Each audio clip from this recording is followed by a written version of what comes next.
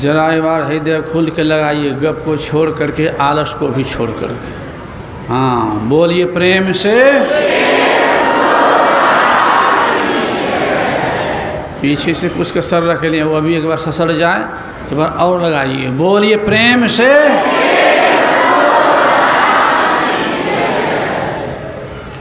मंगल मूरति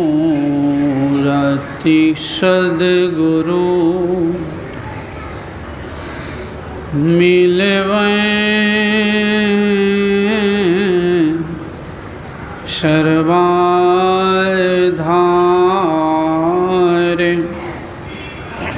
मंगलमय मंगल करुणा बिनबों बारंबार।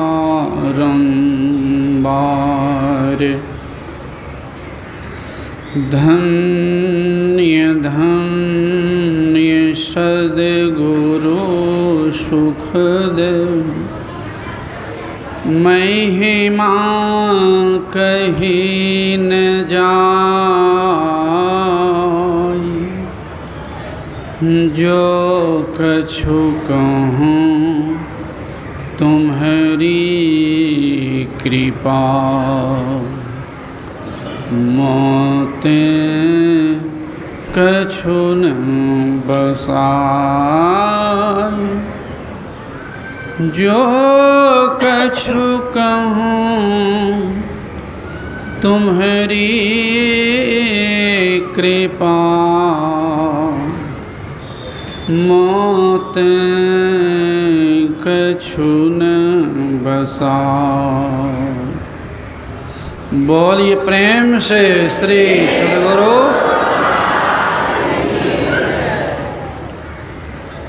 अपने निवास में विराजमान संत मत के वर्तमान आचार्य श्री के चरणों में नमन। इस पवित्र स्थल पर विराजमान समस्त गुरुजनों को भी मेरा नमन। सम्माननीय साधु समाज, परम आदरणीय धर्म प्रेमी सज्जनों, पूजनीय माताओं एवं भक्तिमती धर्मशीला बहनों, अभी हम लोग सुन चुके हैं, कई प्रसंग आ गया है, सत्संग भी आ गया है, संत भी आ गए हैं। और बाबा से यह भी सुन रहे थे कि आजकल पत्नी की ही बात को मानना होता है पति को, ये भी सुन रहे थे ना। ऐसी बात भी है कुछ, लेकिन ऐसी बात भी है, मुझे बचपन की बात याद है। हमारी माताजी और पिताजी कोई बात हुई थी तो हमारी माँ क्या कहती है, बगल में नदी बहती थी, हम डूब जाएंगे गंगा जी नदी में, तो हमारे पिताजी कहते चलो सामने में डूबो। सुन हम नहीं, चुप्पे रह गई, चुप्पे रह गई। और ऐसा भी सुनने के लिए मिला है आजकल के जमाना अनुकूल, ये अध्यात्म ज्ञान के अभाव में होता है, हो रहा है। शांत हो जाइए, ये अध्यात्म ज्ञान बाबा जो सुन रहे हैं ना, अभी जो बोले वो बात भी सत्य है कि अध्यात्म ज्ञान के अभाव में ऐसा भी सुनने के मुझे मिला है। आप लोग भी सुने हों, याद आ जाएगी कि एक जज साहब पत्नी के व्यवहार के चलते माता पिता को दे आया वृद्धा आश्रम में। एक चपरासीन संजोशी बोल दिया, जज को नहीं पहचानता होगा, बोल दिया कि जज होता है न्यायाधीश, न्यायकर्ता। तो जो न्यायाधीश जज अपने माता पिता को न्याय नहीं दे सकता है तो समाज को न्याय क्या देगा वो। आज जज सुन लिया तो बात लग गई, बात तो सही कह रहा है।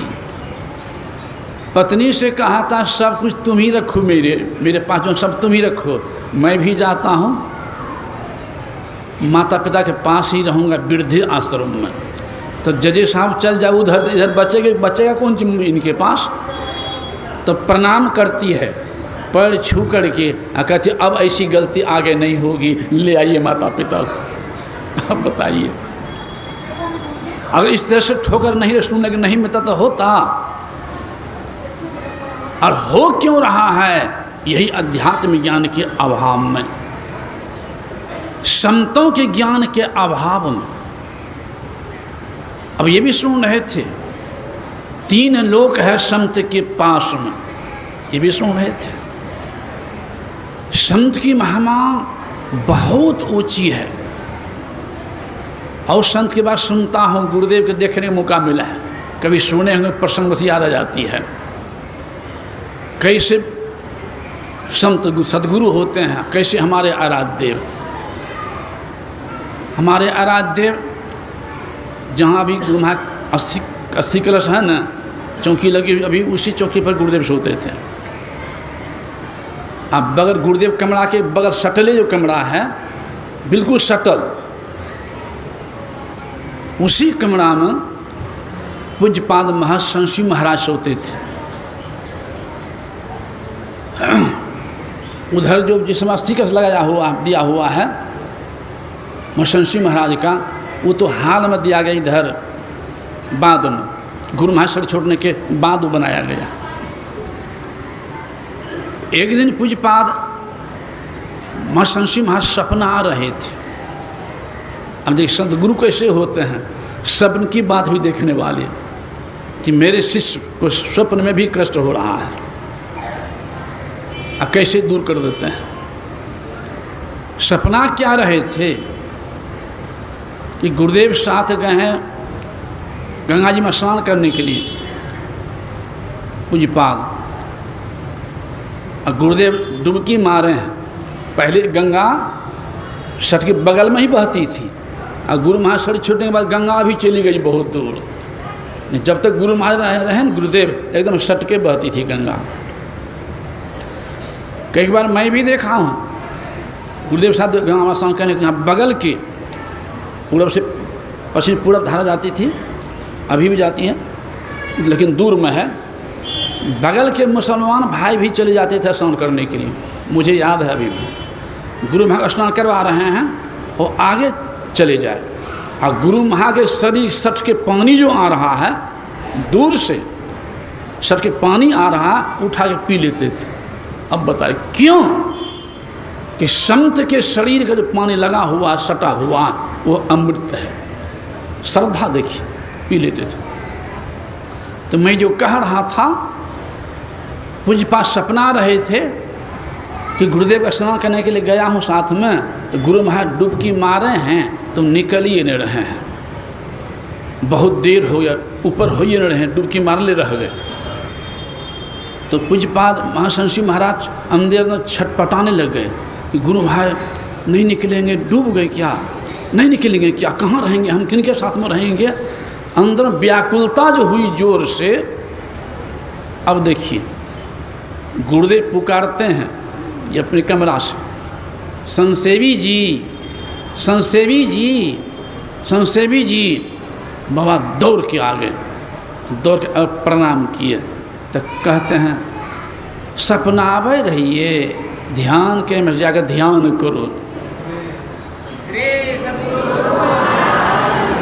अब बताइए, स्वप्न में भी जो देखने वाले शिष्य को हैं, ऐसे सदगुरु के अलावा कौन हो सकता है।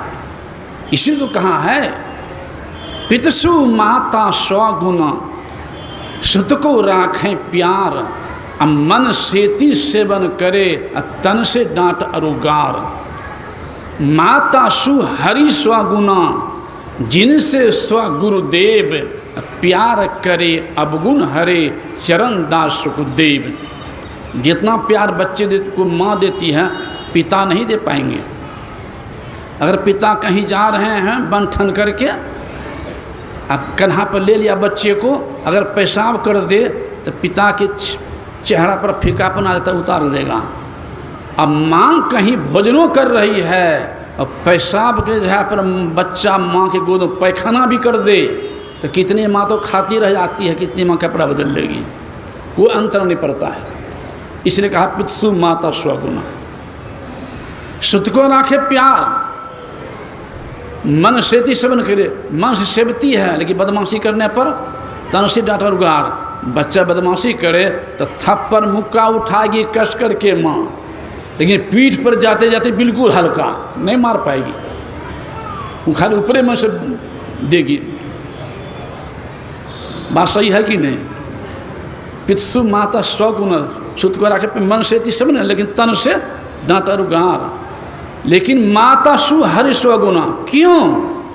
तो माँ के पास जब तक बच्चा है तभी तक माँ रक्षा कर सकती है। बच्चा बाहर पढ़ रहा है, कहीं चला गया और जगह कमाने के लिए, माँ रक्षा नहीं कर पाएगी, वहाँ परमात्मा रक्षा करते हैं। तीन से गुरुदेव, परमात्मा से स्वगुण, गुरु सदगुरु, सदगुरु की बात चल रही है, गुरु नहीं सदगुरु। तीन से स्वगुरुदेव, क्यों? तो प्यार करे अवगुण हरे। परमात्मा अवगुण नहीं हरते हैं, सद्गुरु अवगुणों हरते हैं। परमात्मा जैसे भगवान राम अवतार लिए, भगवान कृष्ण अवतार लिए, राम अवतार में सुग्रीव और विभीषण जैसे भक्तों की रक्षा हुई, लेकिन बाली और कंस जैसे अत्याचारी का संहार हुआ, उनकी रक्षा नहीं हुई। लेकिन जो भगवान बुद्ध अवतार लिए हैं और हमारे आराध्य सदगुरु महर्षि में ही अवतार लिए हैं, तो अंगुली माल जैसे डाकू का भी उद्धार हुआ है।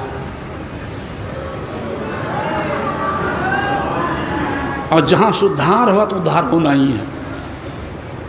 तो संत के केवल शरीर नहीं, संत के ज्ञान के दर्शन से भी संत जीव का कल्याण होता है। तो परमात्मा रक्षा करते हैं, अवगुण नहीं हटते हैं, लेकिन सद्गुरु रक्षा भी करते हैं, अवगुण भी हटते हैं, सद्गुण बढ़ देते हैं। इसलिए गुरु की महिमा अपार है, कहने से बाहर है। तभी मन के बारे में सुन रहे थे कि मन क्या करा देता है, ये भी सुन रहे थे। पलटू साहब की वाणी में भी है, मन नहीं पकड़ा जाए बहादुर जवान है, करत रहे खुरखुंड बड़ा शैतान है। ऐसा यार हर्ष बसे हलक में, अरे हाँ रे पलटू, उड़ता कोस 50 पंख बिनु पलक में। बिना पंख के 1000 को दौड़ने वाले, लाखों में दौड़ने वाले, उड़ाने वाले, बिना पंख के ये मन की गति। इसलिए भगवान बुद्ध ने भी कहा धम्मपद में, गुरुदेव बराबर धम्मपद की भी पाठ करवाते थे, सुढ़ुवे में है, मनोपुबंगमा धम्मा मनो सिट्ठा मनोमया मनसा चेपा दुखे ना भाषतिवा करोतिवा ततो नंग दुख मनवेति चक्कन वा वह तो बदन। इस अर्थ किया हिंदी में कि अगर कोई दूषित मन से कर्म करता है, वचन बोलता है संतों ज्ञान के प्रतिकूल, तो उसके पीछे दुख वैसे दौड़ता है जैसे बैल के पीछे चक्का। बैल, अभी तो ट्रैक्टर बेसी हो गया है, बैलगाड़ी के पीछे चक्का चलता है ना, उसे उसके पीछे दुख चलता है, जो संतों ज्ञान से विहीन चलता है। दूसरे श्लोक में कहा है मनोपुबंगमा धम्मा मनो सिट्ठा मनोमया मनसा चे पासन्ने ना भाषतिवा करोतिवा ततो नंग सुख मनवेति छाया व अनपायनी। अगर कोई सूक्ष्म मन से, पवित्र मन से संतों के निर्देशानुसार कर्म करता है, वचन बोलता है और खान पान है, तो उसके पीछे सुख वैसे दौड़ता है जैसे आप दौड़िए, शरीर की छाया साथ नहीं छोड़ेगी। जितना तेज में आप दौड़ेंगे शरीर की छाया वैसे ही दौड़ेगी।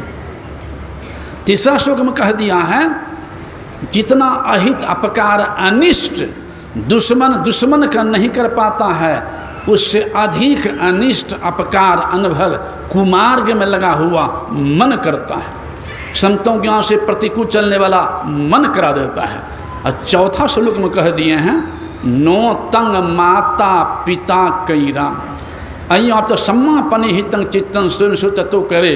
यानी जितनी भलाई कि माता पिता नहीं कर सकते हैं पुत्री की, जितनी भलाई पुत्र पुत्री नहीं कर सकते हैं माता पिता की, जितनी भलाई पत्नी नहीं कर सकती है पति की, जितनी भलाई पति नहीं कर सकता है पत्नी की, उससे अधिक भलाई सुमार्ग में संतों के बताए मार्ग पर लगा हुआ मन करता है।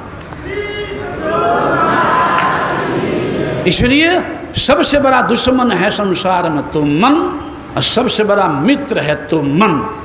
मन अगर हमारा संतों के ज्ञान के अनुकूल चल रहा है तो अपना हम मित्र हैं। अगर हमारा मन प्रतिकूल जा रहा है, उनके प्रतिकूल कर्म कर रहा है, तो अपना शत्रु हम स्वयं हैं। इसलिए कहा मन आवे मन जाए, मन ही बटोरो रे, मन बुरवे मन तारे, मन ही निहोरो रे। कबीर यह मन एक है, भावे जहाँ लगाए, अब भावे गुरु की भक्ति कर और भावे विषय कमाए। इसलिए आराध्य भी कहते हैं आओ वीरो मर्द बनो, अब जेल तुम्हें तजना होगा, मन निग्रह के कम समर क्षेत्र में सन्मुख थिर डटना होगा। वक्त नहीं है ये वीरो अब गाफिल होकर सोने का, बिंदु राह से निकल बहादुर तम मंडल टपना होगा। दामिन दम के चंदा चमके सूरज तपे ज्योति मंडल, इस मंडल से आगे वीरो और तुम्हें बढ़ना होगा। अंत में कह देते हैं जगत जेल को इसी जुक्ति से सुन में ही तजना होगा। आराध्यदेव कह रहे हैं कि अगर सबसे बड़ा स्वरूपी जेल से निकलना चाहते हो तो गुरु के बताए अनुसार चलोगे तभी हो सकता है, अन्यथा नहीं। इसलिए इस सत्संग में लाभ बहुत है, तुरंत मिलावे गुरु से, यानी गुरु में ज्ञान से, तुरंत मिलावे गुरु में यहाँ ज्ञान है।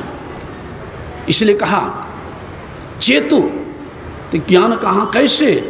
इसलिए भूले मन को, भटके मन को, कुमार्ग में लटके मन को समझा लीजिए तो सत्संग के बीच में आए के जी, और अब की बार नहीं चूकना तो मानुष तन पाए के लीजिए। भूले मन को, भटके मन को, कुमार्गी मन को एक ही उपाय है कि संत के ज्ञान अगर पकड़ लें तभी संभाल सकते हैं, अन्यथा नहीं। आप मेघनाथ की बात भी सुन रहे थे, लक्ष्मण की भी बात भी सुन रहे थे। मेघनाथ की पत्नी इतनी पवित्रता नारी थी, पवित्र नारी में अर्थात पतिव्रता नारी में कितनी शक्ति आ जाती है, सो भी बात आ गई। केवल पतिव्रता नारी में, केवल मेघनाथ का जब गला काट दिया था लक्ष्मण ने, तो धर तो गिरा है जमीन पर वहाँ, और सर गिरा है भगवान के पास चरणों में, अब बाँह गिरा है सुलोचना के आंगन में। सुलोचना नाम था मेघनाथ की पत्नी का नाम, बड़ी पतिव्रता नारी थी। दाई कहते कि दाई ना किसी काम जो करती है, झाड़ू वाड़ी जो करती है, वो कहती है आज अखंड का खंड हो गया है।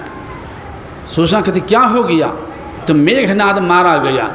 सोचना कहती असंभव है, मेरे पति मारा जाए असंभव है। तो जानती थी उनके लिए वरदान है, 6 महीना जो नहीं सोतेंगे, भोजन नहीं करेंगे, नारी संग नहीं करेंगे, तो ऐसा तो होना मुश्किल है। कहती असंभव है। आकर देखती है तो पहचान के हाथ तो मेरे पति का ही है। तो ऐसा महापुरुष कौन है धरती पर जो बार बस भोजन नहीं किया है, नारी संग नहीं किया है, सोया नहीं है? अगर सही में मेरे पति मारा गया है तो ये हाथ बिना सड़ या बिना धर का लिख करके बता दे कौन मारा है। अब बताइए। सुलोचना कहती है कि अगर मैं स्वप्न में भी पराय पति का चिंतन नहीं किया है, पर पुरुष का चित्रण भी नहीं किया है, तो लिख करके बता दे कौन मारा है। वो हाथ अति हो गया, सीधा हो गया। एक खल्ली ला के देती है और बिना सर के बिना धर के वो हाथ लिखता है कि मेरे तो वरदान मात इतने हैं कि नींद नारी भोजन परिहरई 12 बरस ताशु कर मरई कि वर्ष बाद। लेकिन मेरे जो मारे हैं न, वो मेरे मारने वाले, मुझे मारने वाले ऐसे महापुरुष हैं कि नींद नारी भोजन शतकोटि तजत ताशु महिमा अति छोटी अक्षय अखंड अलख अविनाशी निर्विकार घट घट के वासी। ऐसे महापुरुष मुझे मारे हैं। अब देखिए पतिव्रता नारी में कितना शक्ति है। इसे हमारे गुरुदेव पर बात ने कृपा किए हैं कि माता बहने को चाहे राम की तरह से माता को पतिव्रता और सीता की तरह से, और पुरुष को भी राम की तरह से पत्नी व्रता रहेंगे और पवित्र भोजन भी करेंगे, निस्साधना करते रहेंगे, तो एक न एक दिन वो मन को जीत लेंगे और प्रभु के चरणों में जोड़ लेंगे, अपना परम कल्याण कर लेंगे। इसलिए गुरु को सिर पर राखिए चल यज्ञमान। क्या होगा आदेश? गुरु का आदेश है पंच पाप से बच के रहो और पवित्र भोजन करो। सब पाप का जड़ है झूठे, झूठ के धर्म सारा पाप अट जाता है। इसे एक जो सत्य को खाली पकड़ लेगा सारा पाप नहीं भाग जाएगा। सत्य बराबर तप नहीं, झूठ बराबर पाप नहीं। इसे परमात्मा आत्मगम्य है, इंद्रिय अवगम्य है। इसलिए सब का काम करते हुए जप करते रहें। मूल है जपे, जप करते रहेंगे तो ध्यान कर सकते हैं। ध्यान करने वाला ही बिंदु ध्यान कर सकते हैं और बिंदु ध्यान करने वाला ही साधक शब्द को पकड़ करके परमात्मा धाम में जोड़ सकते हैं। परम कल्याण हो जाएगा। और जब तक परम धाम नहीं पहुंच पाए हैं ये संस्कार गुरु ने नहीं देगा, बार मानव शरीर में लाएगा। क्यों कविशा की वाणी में है, सोना जंग नहीं लगे लोहा घुन नहीं खाए, गुरु की चेताई आत्मा कभी नरक नहीं जाए। बोलिए श्री सतगुरु।